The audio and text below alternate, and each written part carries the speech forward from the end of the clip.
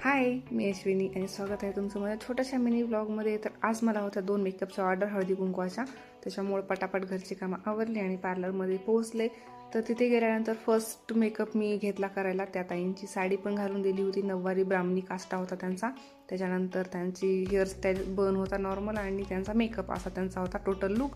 तर त्यांची परमिशन नव्हती त्यांचा व्हिडिओ बनवण्यासाठी, तर त्यांचा बॅकचा व्हिडिओ घेतलेला आहे आणि अशा प्रकारे सुंदर त्या ताईंना रेडी करून दिलेलं होतं.